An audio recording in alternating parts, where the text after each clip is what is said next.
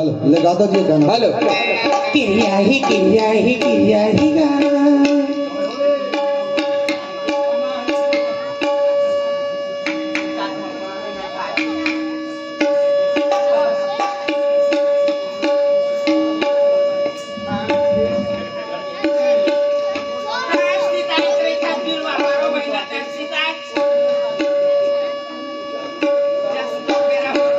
गोफीलाल के लेके तो नैना मका जा दे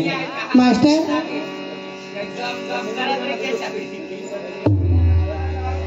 तो लीजिए तो नैना मका जादू है आप मन के फरमाइश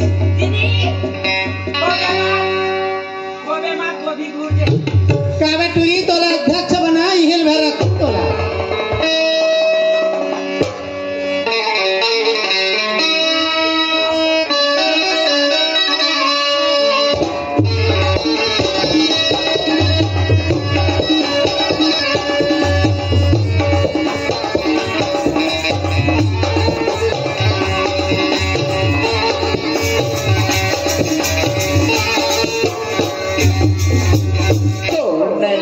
का जादू है वो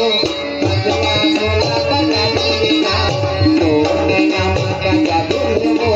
पगला मोला बना दीना वो नैना का जादू है वो पगला मोला बना दीना पगला मोला बना दिए वो पैहा मोला बना दीना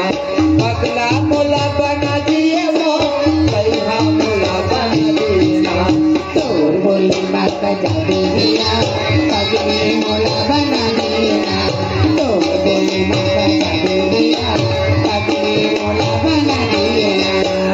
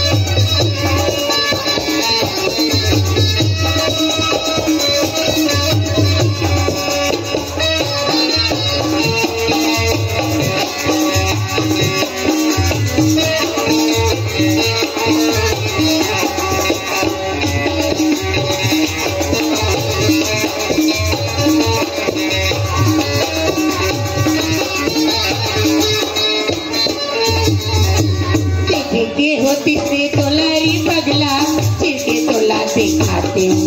तीर के तोला दिखाते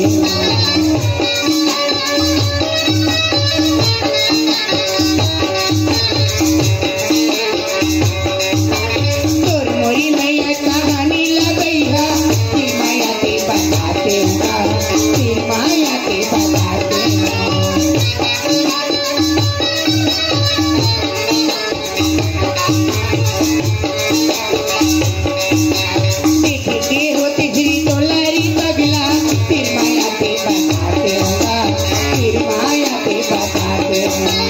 मैया कहानी लाते हरी पगला लेते के तोला दिखाते तो बोले माता दिया पगली मोला बना दिया तो माता दादी मोला बना